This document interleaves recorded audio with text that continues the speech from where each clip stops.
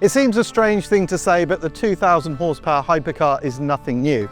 However, this car, the Hennessey F5 Venom Revolution Evo, is something new because its 2031 horsepower is produced purely by the magic of internal combustion. This car is a gunslinging, flame-spitting Texan celebration of everything that is sacred about burning hydrocarbons for motive force. Sacred, yes, but make no mistake, the Venom is pure evil.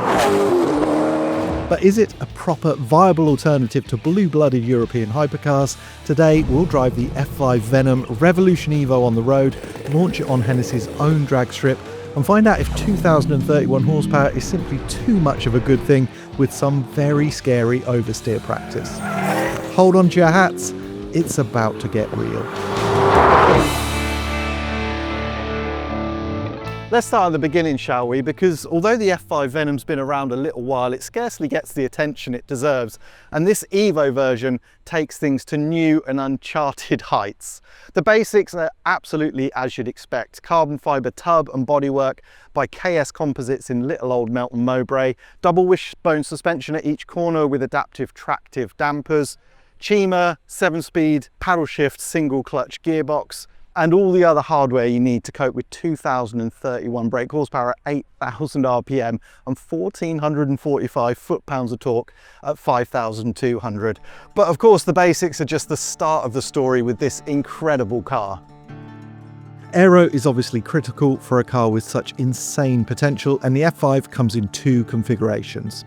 The lower drag car, simply called F5 Venom Evolution, which hopes to soon crack 500 kilometers per hour, and this more track-focused Revolution Evo, which starts at $2.75 million. Baltimatics head of aero Dr. Mark Hanford, who's worked extensively on F1 and IndyCar projects, oversaw some big changes here, including a redesigned front splitter, new dive planes, louvered front wings, significant changes to the underbody, and a new gurney for the massive rear wing.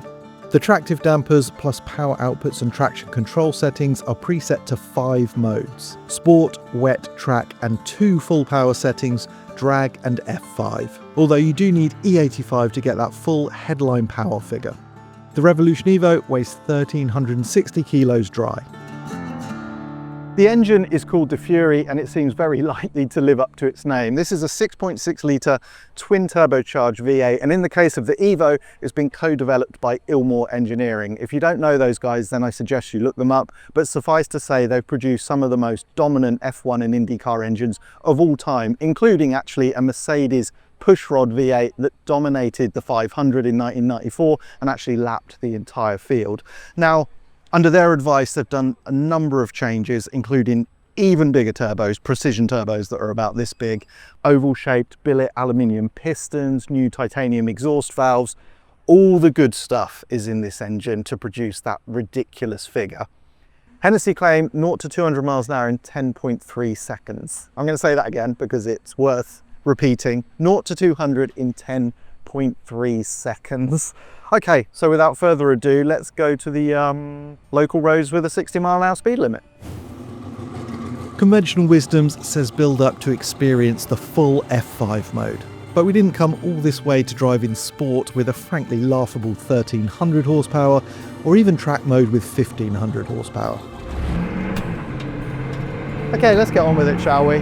Wet, drag, track, F5, 2,000 horsepower.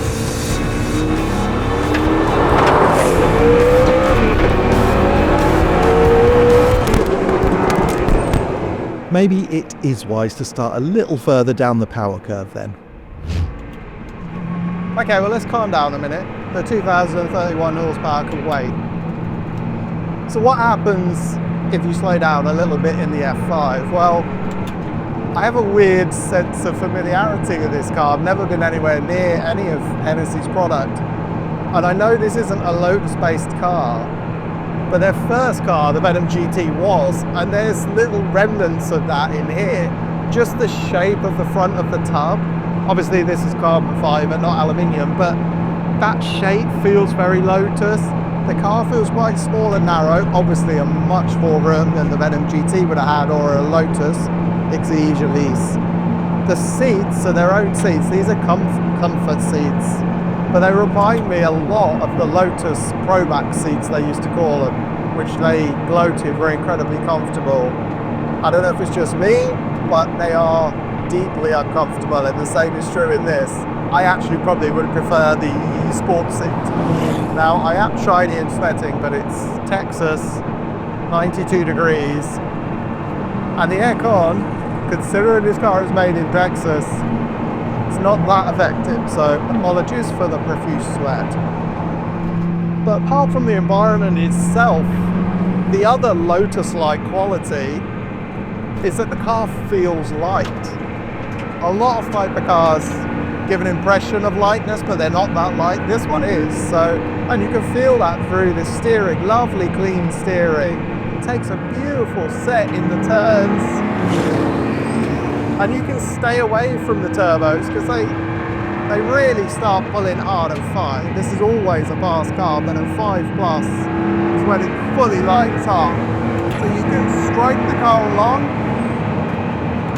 make nice progress and enjoy some of the other qualities. The brake feel, bit of dead play at the top, I don't mind that because you can left foot brake really easily in the car, and then they have this really nice, strong, meaty, almost unassisted feel, which is just what you want when you have this much power. The 2000 horsepower is great in theory, and I'm slowly discovering that it sort of works on the road, but when do you actually get traction? And what's this thing like when you get to fully launch it?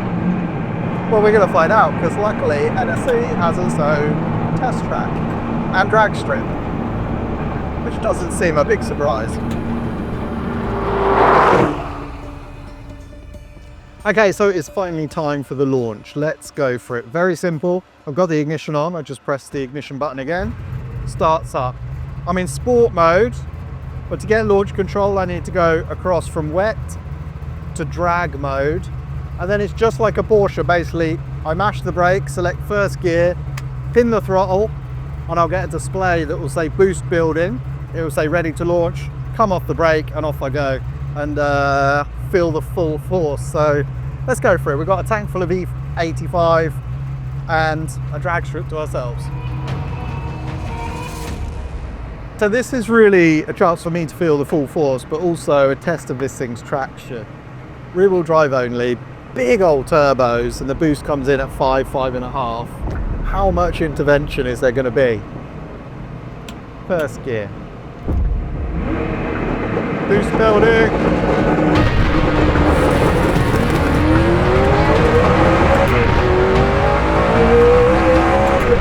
Down multi-rate.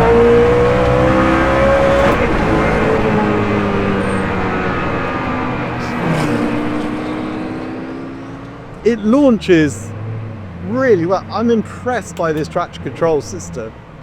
Gives you a bit of slip, but it keeps it pinned.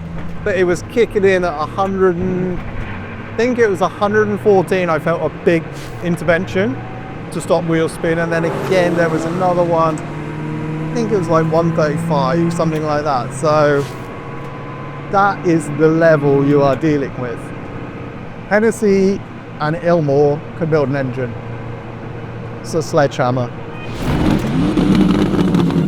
So on a hot Texan day, traction on Michelin Cup 2s is really impressive. Logic says it should just light up everywhere, but the Evo is mostly composed even in the face of over 2,000 horses, which should mean confidence on the road too. So the slow speed stuff is surprisingly livable. The ride is a little bit bouncy in this track spec. The camber is tugging me around the road, but you will drive this fairly slowly and comfortably if you can live with the noise and the heat. But I don't think many people are buying a bed of GT to drive slowly. So what about when you drive quick? Well, those brakes still feel fantastic. The positivity is also superb, and this just lightweight agility, but then style acceleration. I'm in track mode now, and even in this mode, when you fully light it up, the rear axle has got its work cut out this way.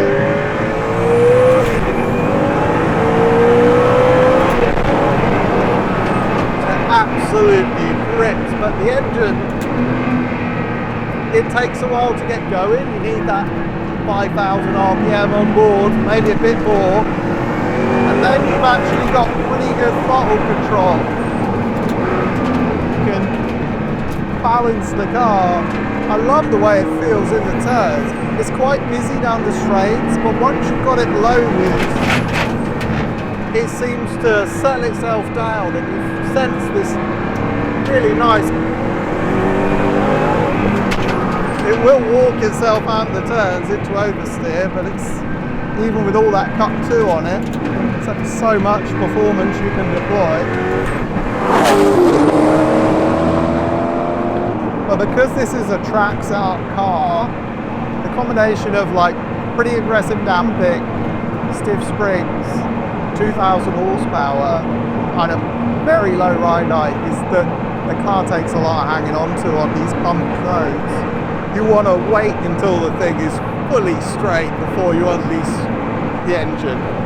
Even then I'm literally dripping the sweat. So what about this cheaper box? Single clutch box is obviously completely gone in high-level hypercars from big manufacturers, and a dual clutch is just so snappy and seamless. They really are fantastic. But this box is not that bad. I have to employ my muscle memory from driving SMGs and Ferrari F1 boxes back in the day. Just needs a little lift under normal driving to smooth the shifts. Downshifts are good, but once you're fully up there, it actually hits pretty nicely. You don't really lift, you just reduce pedal pressure a tiny amount. At slow speeds, really slow speeds, manoeuvring speeds, it will judder a little bit, start to harp it.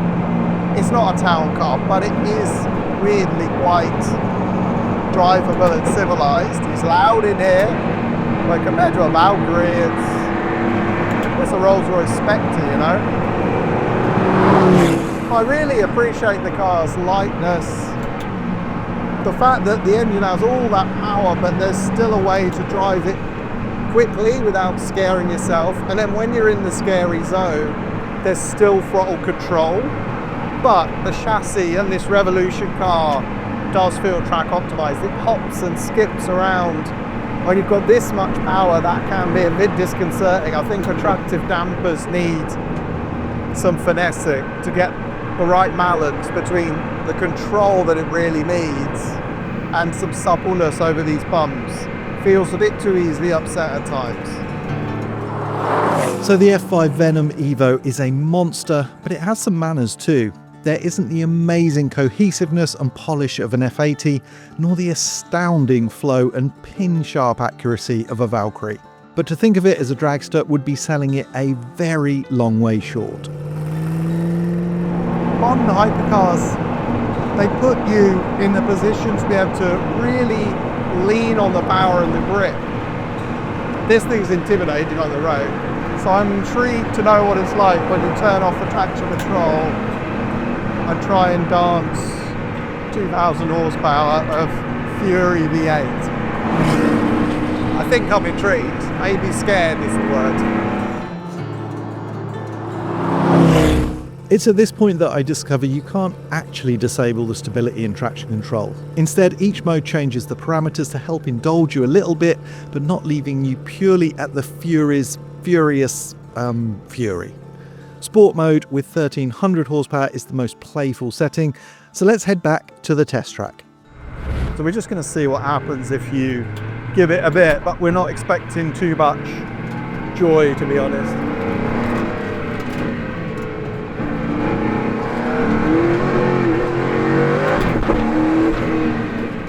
It's got some power. I'm just in sport mode because that's going to be the least grabby they think track mode I'll get a bit more intervention because it's purely about lap time. It shows you the forces you're dealing with these cars. But normally you're progressively dialing out the traction control, but to go quick in this, you're dialing it back in, you know. So can slide an F5 Venom Revolution Evo. We can.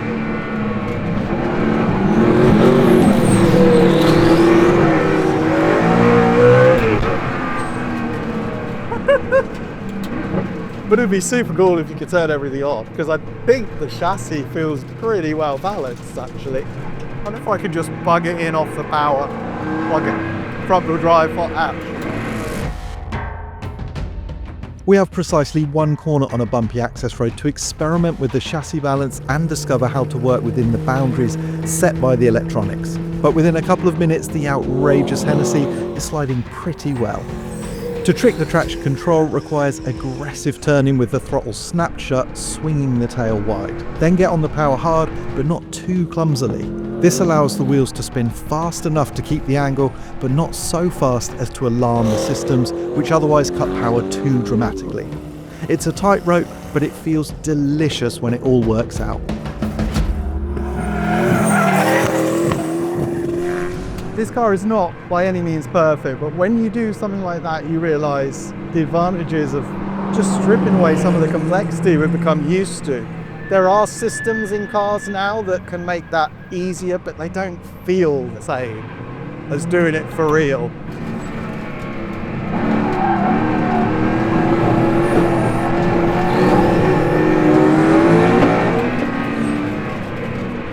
Yes, we nailed it.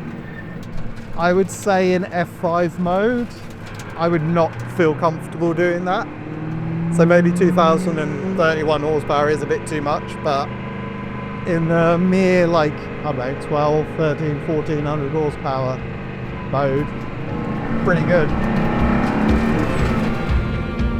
Let's call that a pass for the Revolution Evo, shall we? Vast power, lap time obsessed aero and chassis settings, but still with an inherent balance that allows a bit of stupid fun too. I think with a fully adjustable traction control system, it could be extremely amusing, right up to the point you crash it at least. That's what I call a proper day's work. Okay, I am officially melted. That has been a very hot and intense day. But how to sum up the Hennessey F5 Venom Revolution Evo, other than a real mouthful and a slightly ridiculous name? Well, it's hard to sum up. This car is so many things. It's obviously unbelievably fast, raw, vaguely terrifying at times, but it also has some poise and balance. It slides nicely. There's more to it than I thought there would be, actually. Okay, so how about comparing it to some of the other hypercars that we've driven lately? Well, again, it's almost impossible to do it. The point is, at this price, you're just buying an experience, so you don't need to compare steering feel and turning response, because each of these cars has a real personality of their own. And if you're buying an experience, then this thing is the biggest, baddest, wildest, loudest, scariest experience that you can get. I'm officially done. I need a cold shower, but not just because of the weather, because this thing is wild.